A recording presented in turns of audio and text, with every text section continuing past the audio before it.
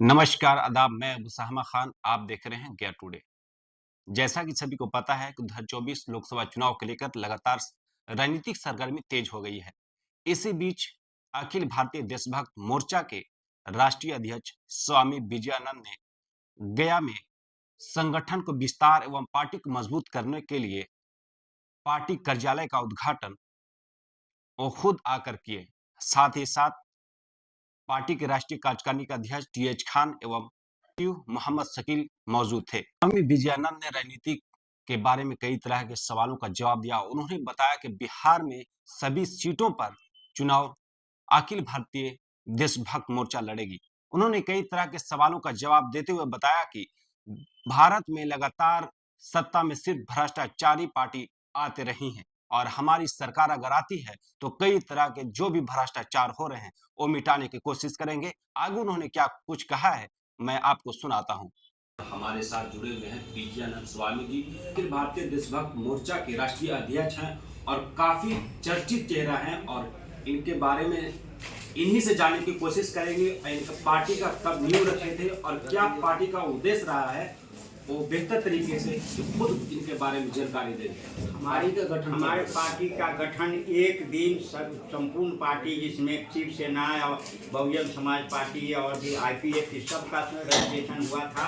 उस दिन मेरा आज़ाद हिंद नंबर में अखिल भारतीय देशभक्त मोर्चा का नेशनल पार्टी के रूप में और रजिस्ट्रेशन हुआ था।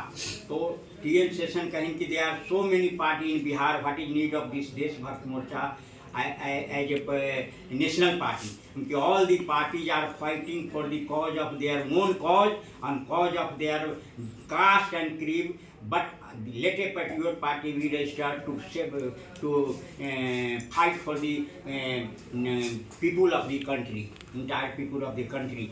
So mission of my party to let us awake our country in such a world where mind will be free from fear and everyone will enjoy according to his level and ability.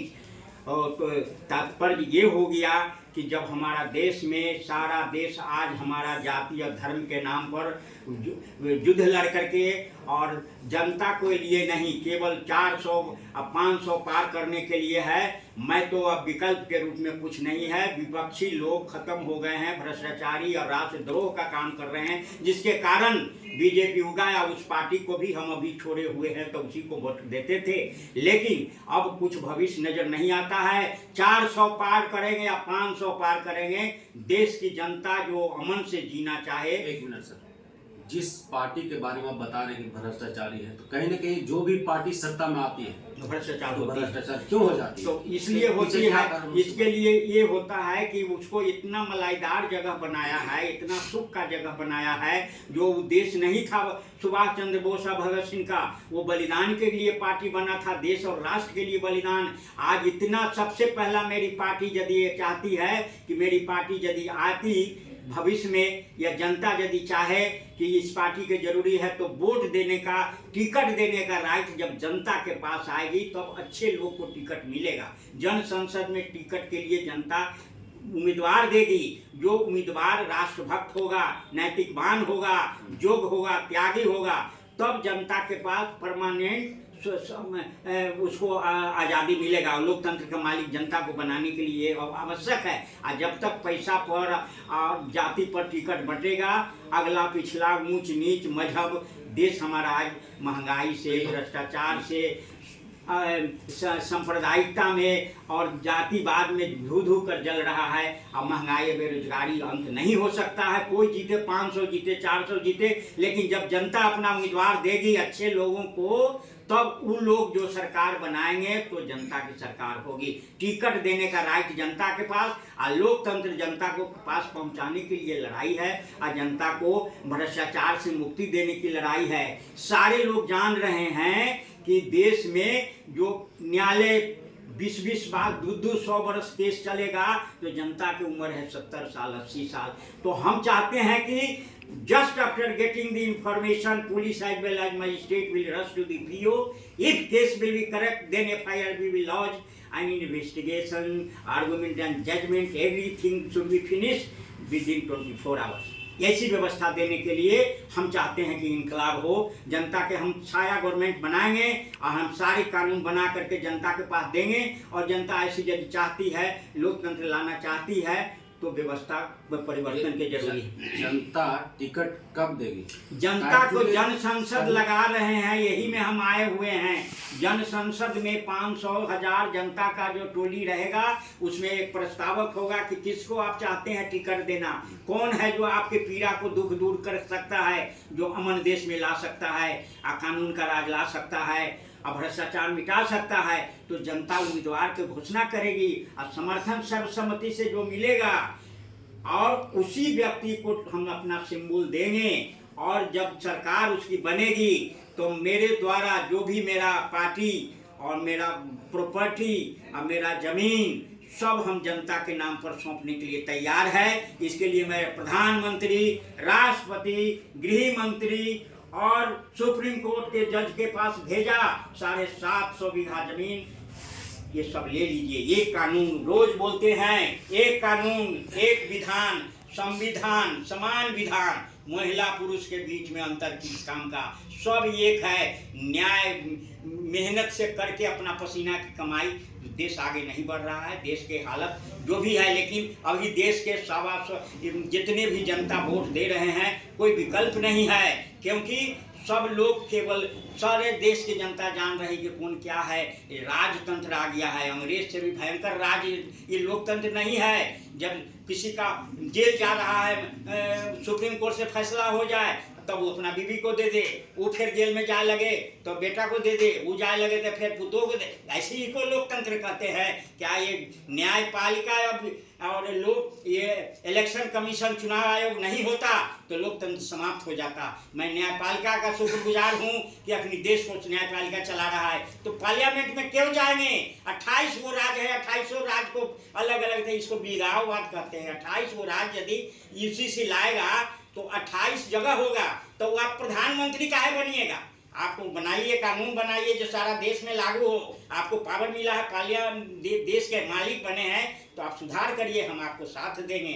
लेकिन देश की जनता के पास हम भ्रष्टाचार यही मिटेगा तो क्या हम हाल हमको दुख होता है जब पटना में जाइएगा, अब गंगा माता के जब देखते हैं वहाँ नरक में पैर डालने में डर लगता है। अब उस पर कितना खर्च हो गया, देश की जनता से मैं पूछूंगा कि नमो गंगा पर जितना खर्चा हुआ है, माता पर क्या सफाई हुआ?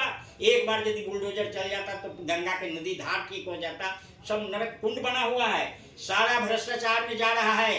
और कोई देश के जनता को हम ये व्यवस्था नहीं है 80 करोड़ जनता को बैठा के खाना खिलाना, एक घूस का जीवन हम नहीं चाहेंगे। हम चाहेंगे कि महंगाई माने हम 100% नहीं तो 25%, 75% खत्म होगा। जो सिस्टम बेकार हो गया है, स्कूल चल रहा है 70,000 महीना लेने वाला टीचर के यहाँ जो स्कूल रेंग रहा है, और जो 5,000 महीना में प्राइवेट में चल रहा है वो स्कूल दौड़ रहा है। तो जनता के धन का दुरुपयोग हो रहा है, कौन सोचेगा ऐसा? उसी को सब प्राइवेट काहे न हो जाए? देश के बोझ जनता ने पैसा का दुरुपयोग है दान करके। शिक्षा व्यवस्था कैसे सुधरेगी? शिक्षा व्यवस्था जब तक कि उस पर बोझ, शिक्षा व्यवस्था समाप्त कर दिया गया है। जिन लोगों ने गांधी जी को खामोश कर दिया, जिन्होंने जेपी को खामोश कर दिया, जिन लोगों ने जेपी के आंदोलन को समाप्त कर दिया, संपूर्ण क्रांति कहाँ चला गया? ट्रेन चल रहा है संपूर्ण क्रांति। कोई क्रांति जाति क्रांति के लिए हुआ, खत्म हो गया। तो सारी व्यवस्था को बदलेंगे। हम दिल्ली तक जाए या नहीं, हम अपना प्रोग्राम बनाएंगे।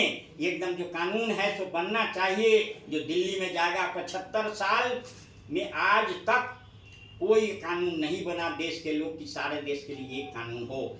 केवल कोई हमारे 5 गो है महिला, अब नौजवान, वो तो वोट लेने का मीडिया है। नहीं, मेरे लिए महिला पुरुष जवान सब भेद बेकार है, वो सब एक है। मेहनत करके जीने वाला जो है वो देश का सब दुश्मन नहीं है, वो दोस्त है। आज बैठ के खाता है।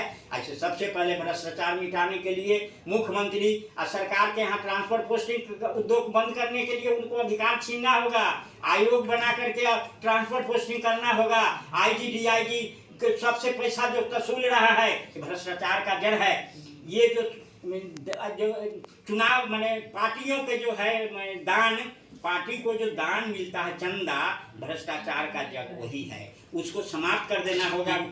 किसान आंदोलन जो कर- अच्छा, किसान आंदोलन उस पर क्या- इस कौन देश से- में खाली किसाने नहीं हैं, किसान के साथ भारतवर्ष में बहुत सा दो लोग हैं। अब सबके कीमत पर किसान आंदोलन कर रहे हैं, तो ये गुलाम मुल्क का काम हो रहा है। रास्ता रोक देना, हजारों हजारों लोगों को सब रोटी छीन के खाली किसान को दे दीजिएगा वोट के लिए। खाली किसाने नहीं है, इसमें सोचना होगा। सबसे पहले तो जीएसटी समाप्त करिए, जो अनगब्बर टैक्स है, जो जनता पर नजायज पैसा तहसील करके और उसका दुरुपयोग होगा। 500 करोड़ वहाँ दे रहे हैं, 200,000 करोड़ वहाँ दे रहे हैं। देश के खजाना खाली हो गया, कहीं कुछ नहीं है। जनता का कितनों जीत के कोई जाएगा नहीं होगा। जीएसटी का पैसा कहाँ जा रहा है? वो सब वही हो रहा है, दुरुपयोग हो रहा है, भ्रष्टाचार में सब लीन हो रहा है। जितना ही पैसा अभी जांच होगा कि 80 करोड़ जनता को भोजन में कितना पैसा लेगा, तो अपन कमाई विधायक लोग छोड़ दे। हमारे विधायक जीतेगा से नहीं लेगा सैलरी, बिना सैलरी के काम करेगा। इसलिए हम IAS IPS रिटायर्ड को टिकट देंगे और सिनेमा जगत को देंगे तो जिताओ उम्मीदवार। तो कानून नहीं बनाता है, वो केवल जीत जाएगा गीत गा के। कानून नहीं बना सकता है तो उसको क्यों वोट दे, क्यों उसको आप पार्लियामेंट में मिनिस्टर बनाएगा? आप राजतंत्र है, जब चुन के जनता जाएगा वही मुख्यमंत्री या प्रधानमंत्री बनाएगा, और नहीं तो एक आदमी बनाएगा। इसको हम लोकतंत्र नहीं कहेंगे। एक आदमी ही जो उसको चाहेगा उसको बना देगा। वर्कर काम करने वाला बूढ़ा हो जाएगा, काम करते करते अब उसको हटा देगा, और जो न काम करेगा वो कहेगा फल्ला जाति के है। जाति जाति के शोर मचाते केवल का पाते हैं सम्मान जगत में। स्वकर्म से भी अपने कर्म से पाएगा।